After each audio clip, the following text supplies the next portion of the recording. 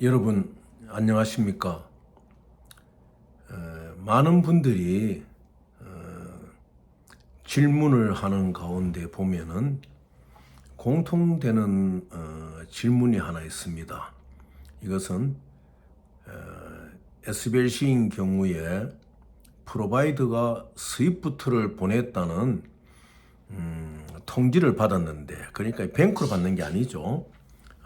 프로바이더로부터 이메일이나 또 프로바이더의 에이전트나 커넥터로부터 스위프트를 보냈다는 이슝뱅크의 스위트 카피란 것을 이제 여러분이 받습니다. 받으면은 처음 외국과 이러한 SBLC 리징이라든지 빌리는 거죠. 그러니까 리징이라든지 바이앤셀을 하는 분들은 믿어버려요. 그러니까 프로바이더나 커넥터가 주는 너희 은행으로 보냈다는 그 스위프트 카피죠. MT765 스위프트 카피. 어떤 경우는 GPR로 가는 경우에는 MT103 카피. 이런 것을 이제 줍니다. 주면은 우리 한국 분들은 좀 더 마음이 좋아가지고 그걸 믿어버려요. 믿어가지고 내가 어카운트를 알려줬는 한국의 내 어카운트에 뱅크 오피셜 의논하는 것이 아니고, 그 보냈다는 사람한테 정말 보냈느냐, 우리 은행 아직 통지가 없다, 이것이 어떻게 되냐 이렇게 묻습니다. 물으면은 여러 가지 다양한 이제 답변을 하게 되는데, 하나는 프로바이더가 무슨 말 같으면, 우리가 보냈는데 내가, 당신이, 그러니까 베니피셜이죠, 당신이 당신의 은행에 이 SBS를 받을 그릇이 부족하다. 결과적으로 크레딧이 인정이 안 되어서 지금 스위프트가 너희 은행으로 들어가지 못하고 있다. 이런 말을 이제 하는 외국 애들이 있고, 그 다음에 최근에 이제 질의하신 분들은 볼 것 같으면은 브리셀에서 스위프트가 잡혀 있다. 그래서 아직 못 가고 있으니까 좀 기다려라. 이렇게 이제 답변하는 거거든요. 그래서 첫 번째, 베니피셜이인 너의 한국, 너 있는 한국의 어카운트 계좌가 크레딧이 부족해가지고 이 SBLC가 스위프트가 들어가지 않는다. 그건 새빨간 거짓말이에요. 왜냐하면은 은행이란 곳은 스위프트가 오게 되면 전산실에서 자동으로 받게 되고 클라이언트, 그리고 여러분한테 다 통보하게 되어 있습니다. 그건 은행 법이에요. 그 스위프트가 온 상태 속에서 이 스위프트를 가지고 여러분이 요구한 대로 가느냐 안 가느냐, 여러분이 원하는 바 여러분의 프로세스로 따라가 주느냐 안 가주느냐, 이것의 문제지, 스위프트가 여러분의 국민은행 어카운트가 국민은행의 전산실에 들어왔는데 여러분에게 통지를 안 해준다, 그런 건 있을 수가 없는 일이에요. 왜냐? 은행의 기책 사유가 되거든요. 만일 예를 들어 가지고 국민은행에 들어왔는데 국민은행에서 여러분에게 통지를 안 해줬다. 그리고 여러분은 799 같은 경우에는 3일 내에 컨포메이션을, 특별한 이유가 없는 한 컨포메이션을 줘야 되는데 몰랐다. 그래서 799 상태에서 캔슬이 되었다. 그러면은 통보하지 않은 예를 든 겁니다. 국민은행이 다 책임을 져야 돼요, 여러분은. 그래서 여러분들이 프로바이더가 주는 스위트 카피를 받고 이게 왜 보내졌는데 왜 도착 안 하지, 이렇게 의문을 가질 이유가 없어요. 내 은행에서 통지가 안 온다면은 결단코 오지 않은 것입니다. 그리고 여러분에게 주는 그 스위프트 카피란 것은 일종의 드라프트예요. 지금 많은 사람들이 외국 애들이 주는 거라고 그런 카피를 받잖아요.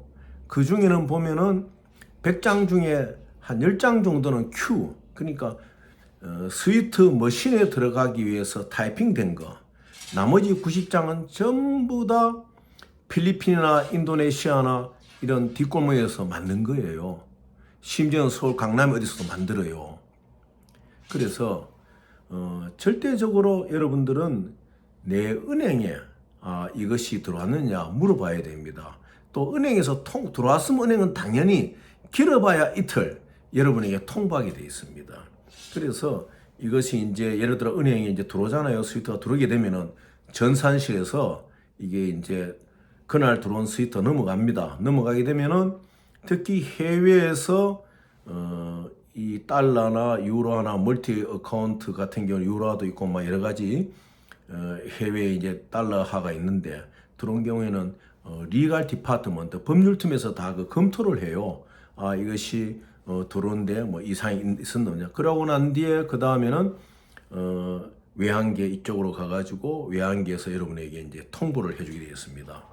그럼 여러분이 그 통보를 받게 되면은 이제 그러면 이제 물어보지 여러분들에게 이제 본부에서 본점에서 통보를 했을 경우 여러분이 예를 들어 가지고 뭐 안산의 어느 지점이다 그러면 내 지점이 거기인데 내 지점으로 보내주세요.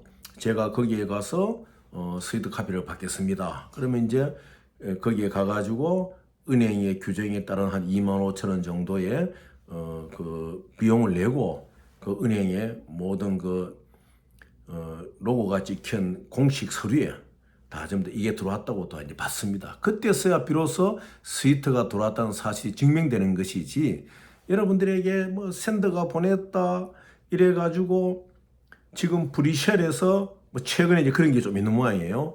질문하신 분을 보니까 브뤼셀에서 이게 붙들려 있다 했는데 그게 이제 뭔가 하면 주로 페이커들이 많이 그렇게 이야기를 합니다. 왜 그렇게 이야기를 하느냐? 처음 그러한 일을 해보는 사람들한테는 너 그것이 브뤼셀 홀딩이 되겠다. 미국의 연방 은행에서 항상 200만 불, US 달러 200만 불 이상은 다 체크를 하는데 그것이 체크에 걸려가지고 지금 브뤼셀에서 스위트가 멈춰가 있다. 그건 새빨간 거짓말이에요. 일단 브뤼셀에 온 것은 특별한 하자가 없는 다 전부 다 RMA가 돼 있는 곳을 통과해가지고 가든지 뭐 또 인터미디어트 뱅크를 통하든지 다 들어가게 돼 있어요. 여러분 RMA 아시지요? 리레이션 매니지먼트 어그리먼트 돼 있는 거 뭐냐? 은행과 은행 간에 스위트 교신이 오고 갈 수 있도록 서로 협약이 돼 있는 것이죠. 그래서 브뤼셀에서 무엇이 묶이고 있다 이런 거는 전혀 없는 것이죠. 그런데 교묘한 말로 이렇게 이야기를 하면은 한국 사람들이 잘 믿어요. 언제 풀리느냐. 이제 그렇게 하다 보면 그 다음에 뭐가 나오느냐 하면은 너 이거를 지금 스위프트로 보내기는 지금 글로벌 경제 위기 아래에서 달러에 대해서 미국이 통제를 많이 하기 때문에 이것을 다른 방법으로 보내야 되겠다. KTT로 보낸다든지 이제 그러니까 키 텔렉스 텔레커뮤니케이션이라고 과거에 우리가 이제 텔렉스 쓰던 그런 식으로 스위프트를 경과하자고 그렇게 보내겠다. 또 이렇게 막 그 어떠한 보내는 방법을 바꾸기 시작합니다. 그러다 보면 그 끌려가다 보면은 자기도 모르게 봄, 여름, 가을, 겨울이 가버리는 거예요. 그래서 어제도 말씀드렸지만은 모든 이러한 원인들이 어디 나오느냐.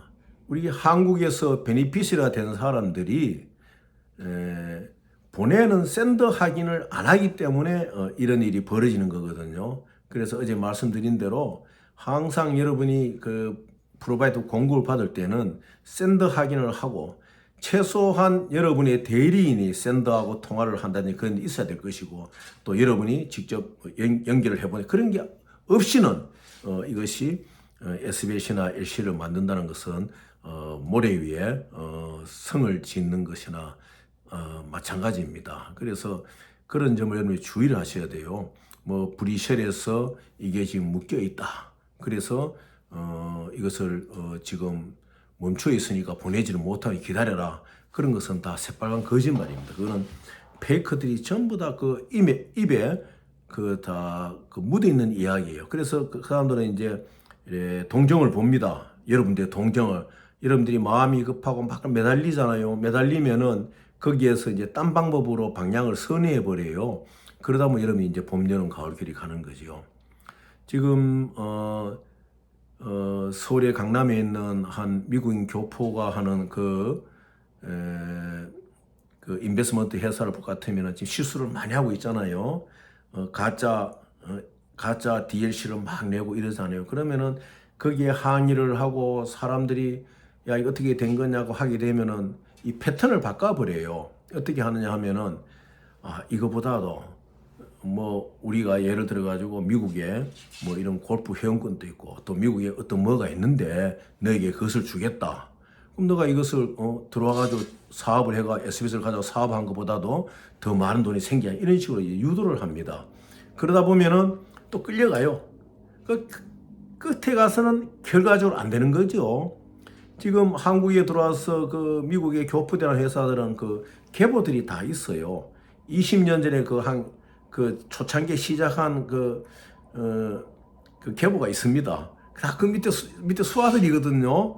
그래서 그 하는 방식들이 똑같더라고요. 그 보면은 한국식으로 말하면은 뱅크나 캐피털 회사로 오인받을 수 있는 미국식 그 회사 이름이죠. 미국에는 뭐 빵집도 뱅크라고 할 수가 있는 거니까. 그리고 난 뒤에 그다음에 자본금 규모에 대해서는 또 미국에서는 서티파이드 체크, 이제 은행에서 발행해준 컴퍼니 체크나 파스널 체크 이거 적어가지고 은행에 넣어도 이것이 이제 잔고에 잡히거든요. 잔고에 잡혀 있다가 또 이것이 돈이 안 되면 그때는 또 바꿉니다. 그래서 계속 잔고로 잡아 나가거든요. 그러면 이게 지점이 한국에 생겼을 경우는 이 지점도 그 본점의 잔고를 따라가니까 뭐 돈이 한 몇십억 있는 것처럼 보여요. 그래서 우리 한국 사람들이 속고 그러는데 미국의 그 회사를 만들 때 법인을 만들 때 자본 구조하고 우리 한국은 실제로 납입을 해야 되잖아요. 1억짜리 회사를 만들든 2억짜리 회사를 만들든 만들어가 떨어 나가야 되는 건데 미국은 그렇지 않다는 겁니다. 그래서 그런 점이 틀리는 것이고 한번 거래를 해가지고 내가 SBLC를 부탁했다 또 DLC를 부탁했다 안 되잖아요. 안 되면은 원인을 철저히 규명하고 이 회사는 못하는구나 생각하면은 적정한 타협을 해가지고 여러분들이 어떤 치루어진 여러분들이 어떤 손실나는 부분을 받고 더 진행을 안 해야 됩니다. 거기를 자꾸 따라가다 보면은 약간씩 방법을 바꿔가면서 여러분들을 계속 끌고 가면은 결국 여러분들은 기다리고 있다가 여러분들 주저앉게 돼요. 그래서 그런 점을 상당히 준비해야 된다. 오늘 꼭 말씀드리고 싶었던 것은 뭐 브리셀에서 이 스위트가 잡혀가지고 가지 않는다. 그거는 새빨간 거짓말입니다. 그것은 페이커들이 원래 그렇게 많은 것을 써요. 처음에 뭐 외국인들하고 이렇게 이제 SBLC를 받는다고 하다 보면은 그 외국인들이 스위트 카피를 막 주잖아요. 그럼 막 기분 좋지요. 보면은 동그라미가 두두두 붙어 있고.